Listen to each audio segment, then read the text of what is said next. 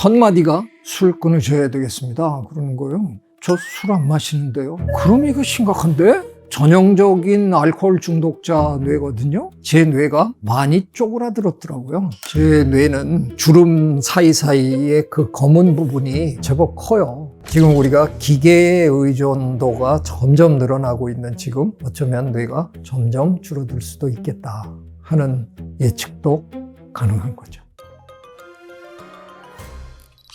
교수님, 낮잠을 즐기는 사람의 뇌가 더 크고 건강하다는데 어떻게 보고 계신가요? 저도 최근에 그 논문을 읽었는데요.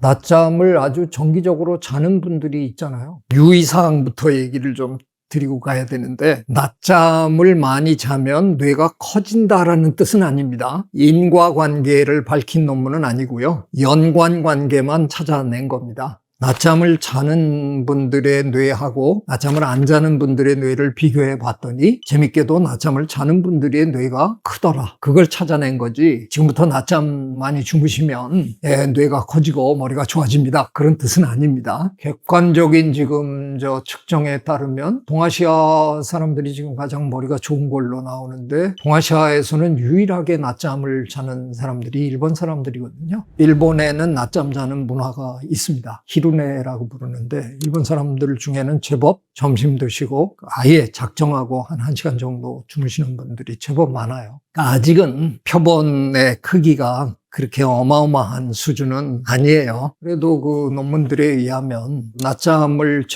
정기적으로 즐기는 분들이 대체로 통계적으로 볼 때 두뇌의 크기가 조금은 큰 것 같고, 좀 몇몇 질병에서도 조금 더 자유로운 걸로 지금 나오거든요. 알츠하이머 치매 발병률도 약간 좀 낮은 것 같고, 그런 걸로 봐서는 그래도 유의미한 결과가 지금 나온 논문들이 몇 편이 있어서 낮잠을 권장하는 그런 분들이 지금 많아지셨어요. 제가 한 15년 전쯤에 머리를 좀 다친 적이 있는데요. 거의 종합검진 수준으로 온갖 거 다 찍고 다 했어요. 결과를 보러 이제 병원에 갔는데 모니터를 보면서 저한테 아무 말도 안 하는 거예요. 나는 완전히 죽을 병에 걸렸구나 이제 이렇게 앉아있는데, 첫마디가 술 끊으셔야 되겠습니다 그러는 거예요. 저 술 안 마시는데요. 1년에 서너 번 술 마실 기회 있을 정도인데요. 그랬더니, 그럼 이거 심각한데? 전형적인 알코올 중독자 뇌거든요. 일반적인 뇌 모양을 옆에다 보여주더라고요. 제 뇌가 많이 쪼그라들었더라고요. 제 뇌는 주름 사이사이에 그 검은 부분이 제법 커요. 그러니까 뇌가 이렇게 슈링크를 한 거예요. 술 많이 마시는 사람들의 뇌가 전형적으로 그렇게 된대요. 좀 난감한 거죠. 그 의사 선생님이 그러면 이렇게 합시다 그러더라고요. 해마다 한 번씩 꼭 병원에 오셔서 뇌 사진을 찍어보는 걸로 하겠습니다. 그래서 제가 꼭 10년을 병원에 다녔습니다. 꼭 10년째 되던 해였는데, 그 의사 선생님이 이제 그만오시죠? 제가 좀 좋아졌나요? 그랬더니 아니요, 변화가 하나도 없습니다. 아마 그냥 이런 뇌로 태어나신 것 같습니다. 그냥 태어나시기를 작은 뇌로 태어나신 것 같습니다. 쪼그라든 뇌로. 그래서 그냥 그렇게 살고 있습니다. 그런데 사실은 저만 뇌가 줄어든 거 아니거든요. 현대인은 다 뇌가 줄어들었거든요. 현대인이라고 얘기하는 건 좀 무리가 있네요. 지금으로부터 3000년 전쯤에 인간의 뇌가 조금씩 줄어들기 시작했습니다. 그래서 옛날 화석의 그 뇌 용량하고 그 후에 인간의 뇌 용량하고를 비교하면 차이가 좀 있어요. 뇌 용량으로 치면 한 레몬 크기 정도만큼 오히려 우리는 뇌가 약간 줄어들었습니다. 우리 역사에서 레몬 크기 정도의 한 이 정도가 뇌가 빠져나갔다 하는 거는 설명이 필요한 문제거든요. 지금까지 나온 논문들을 종합해 보면 같은 맥락이라는 게 참 재밌어요. 우리 인간이 수렵 채집을 하던 시절에는 특별히 뭔가를 따로따로 했었어야 될 필요가 별로 없었나 봐요. 그러니까 누구나 다 이것저것 다 하던 시절인데, 어느 순간에 사회가 좀 복잡해지고 모여 살기 시작하면서 분업을 철저하게 하기 시작했다는 거예요. 누구는 이 일을 중점적으로 하고 누구는 이런 일을 중점적으로 하고, 인간의 어떤 생산성 발전에 가장 결정적인 역할을 한 게 분업이잖아요. 그래서 그 분업이 사회에 만연되기 시작하던 어떤 그 무렵부터 줄어들기 시작했다라는 게 대표적인 지금 이론입니다. 재밌게도 이 이론에 가장 큰 힘을 실어준 논문이 또 뭐냐 하면 개미 논문입니다. 개미들 중에 어떤 개미는 분업을 별로 안 하는 개미들이 있어요. 작은 사회를 구성하고 있는 개미들인데 다 똑같은 일을 그냥 같이들 하는 개미들이 있습니다. 그런데 이게 개미 군락이 점점 커가면서 분업을 철저하게 하게 된 개미, 바로 입군개미, 제가 국립생태원에 전시를 시작한 그 개미를 가지고 연구한 그 논문이 가장 대표적인 논문인데요. 그 입군개미 사회에서는 이파리 자르는 일만 하는 개미가 있고, 나르는 개미가 있고, 버섯 기르는 개미가 있고, 여왕님 옆에서 돌보는 개미가 있고, 다 다르거든요.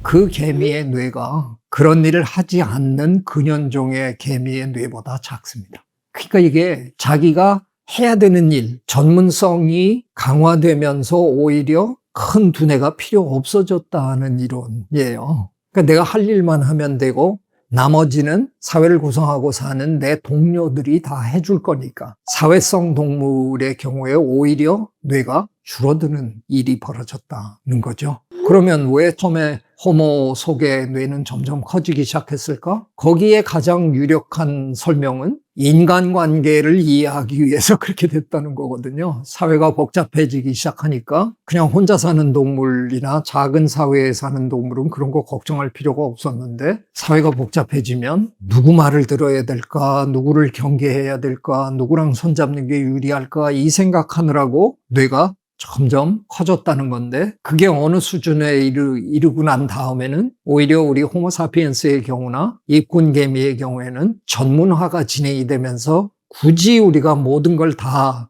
신경 쓸 필요가 없으니까 약간 뇌가 줄어들기 시작했다는 게 설명입니다. 그렇다면 지금 우리가 기계의 의존도가 점점 늘어나고 있는 지금 어쩌면 뇌가 점점 줄어들 수도 있겠다 하는 예측도 가능한 거죠. AI에게 지금 의존도가 가파르게 높아지고 있는데 그러면 우리의 뇌도 그만큼 줄어든다고 봐야지 되겠네요. 그럴 가능성 충분히 있다고 봐야죠. 쓸데없는 곳에 우리 뇌를 활용할 필요가 없어지니까. 그래서 아까 인간의 뇌가 줄어들기 시작한 그 시점에 관한 논문 중에 하나는 문자의 발명과 타이밍이 맞는다는 논문도 있습니다. 그러니까 우리 인간이 어느 순간 적기 시작하면서부터 굳이 머릿속에 담아놓을 필요가 없고 내가 적어서 저기다 놔두면 되니까. 그래서 그만큼 뇌의 활용도를 줄여준 거니까. 그래서 뇌가 점점 작아지는데 빌미를 제공했다라고 설명하는 논문도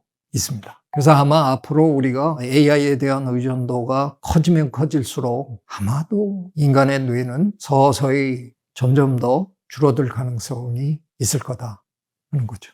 근데 저는 반론을 굳이 제기하라면 반드시 뇌의 용량이 모든 걸 말해주는 건 아니다. 뇌의 용량이 모든 걸 말해준다 그러면 코끼리가 우리보다 훨씬 똑똑해야죠. 고래가 우리보다 훨씬 똑똑해야죠. 단순한 용량의 문제는 아니더라 하는 겁니다. 그러나 적어도 연관 관계에 있어서는 우리가 조사를 해보면 뇌 용량이 조금이라도 큰 분들이 몇 가지 질병의 위험도 좀 떨어지고 뇌 작용에서도 약간 유리한 면이 있더라 하는 연구 결과도 있는 거죠.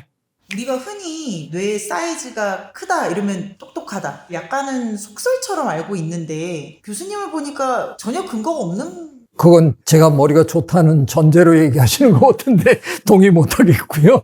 그래서 일찌감치 그 뇌를 연구하는 분들의 말씀을 들어보면 단순한 용량의 문제가 아니고 뇌에 얼마나 주름이 많이 잡혀 있느냐. 그래서 뇌가 활용할 수 있는 표면적이 얼마나 넓으냐 하는 게 오히려 그냥 단순한 용량보다도 더 중요하다 이런 말씀들을 많이 했거든요. 그것도 누가 그렇다고 해서 그 표면적을 일일이 계산해 본 것도 아닌 거 아니에요. 그래서 제가 보기에는 어떤 뇌 역량을 말하느냐에 따라서 차이가 있겠죠. 우리가 머리가 좋다는 게 제가 클 때는 머리 좋다는 얘기를 듣는 아이가 누구였냐 하면 기억력이 좋은 아이였죠. 근데 그게 꼭 좋은 걸까? 그 요즘 같은 시대에는 굳이 외울 필요가 없는 시대인데 그러면 이제는 좀 달라져야 되는 거 아니냐? 또 한때는 머리 좋다 하는 걸 약간 부정적인 의미로 거짓말도 잘하고 뭔가 임기응변에 능하고 어려운 상황에서 잘 빠져나가는 놈,